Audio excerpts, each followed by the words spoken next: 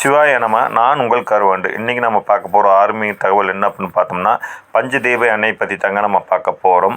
இதுக்கு எப்படின்னா, நம்ம கடையில் போய் கோயிலுக்கு விளக்கு போடுறோம்னா தீப எண்ணெய்னு வாங்கிட்டு வருவோம். அதில் எந்தெந்த ஆயில் கலக்குறாங்கன்னு நம்மளுக்கு தெரியாது.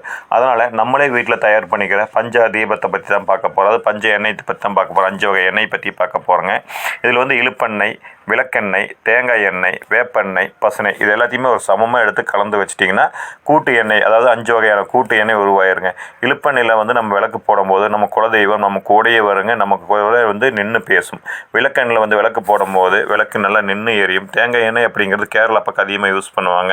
எல்லா கடவுளுக்குமே உகந்ததுங்க. வேப்பெண்ணெய் அப்படிங்கும்போது காளி, சனீஸ்வர பகவான் இந்த மாதிரி சக்தி உள்ள தெய்வங்களுக்கு நம்ம வேப்பெண்ணெயில் போடும்போது அந்த தெய்வம் நம்ம கூட எப்பவுமே பாதுகாப்பாக இருக்கும். பசுனை அப்படிங்கும்போது மகாலட்சுமியோட அம்சம் அப்படிங்கிறதுனால பசுனையில் விளக்கு போடலாம். இது பசுனை நம்ம விற்கிற விலைக்கு அதிகமாக வாங்க முடியாதனால நாம் ஒரு 100 மில்லியாவது வாங்கி இந்த எண்ணெய்க்குள்ளே நம்ம கலக்கி ஒரு 5 வகை கூட்டு எண்ணெயை தயார் பண்ணி வச்சுட்டு நம்ம கோயிலில் விளக்கு போட்டு வரும்போது, வீட்டில் விளக்கு போட்டு வரும்போது உடலுக்கும் மனதுக்கும் நல்ல ஆன்மீக நெறியாகவும் சரிங்க.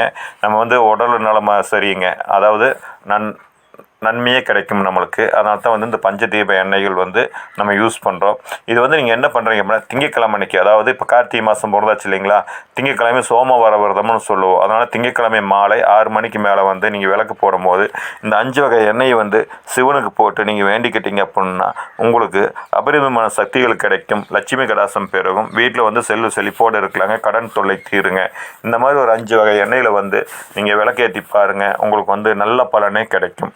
இது நிறைய பேரில் மறந்துட்டோம். இப்போ உடனே போய் ரெடிமேடாக விற்கிற தீப எண்ணெயை வாங்கிக்கிறோம். அந்த மாதிரி இல்லாமல் இந்த எண்ணெயில் வாங்கி கலந்து வச்சுக்கோங்க. இப்போ வேப்பெண்ணில் விளக்கு போடும்போது வீட்டில் சிறு சிறு பூச்சிகள், கொசுக்கள் எதுவுமே அண்டாதுங்க.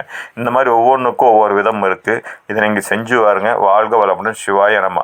இந்த சேனல் பிடிச்சிருந்தா சப்ஸ்கிரைப் பண்ணுங்கள், லைக் பண்ணுங்கள், ஷேர் பண்ணுங்கள். நீங்கள் சப்ஸ்கிரைப் அதிகமாக பண்ண எங்களுக்கும் வீடியோ போடுறதுக்கு ஆர்வமாக இருக்கும். இது போன்ற எளிமையான பரிகாரங்கள், செலவில்லாத பரிகாரங்கள் உங்களுக்கு உடனுக்குடன் தந்துகிட்டே இருப்போம். வாழ்க வளமுடன்.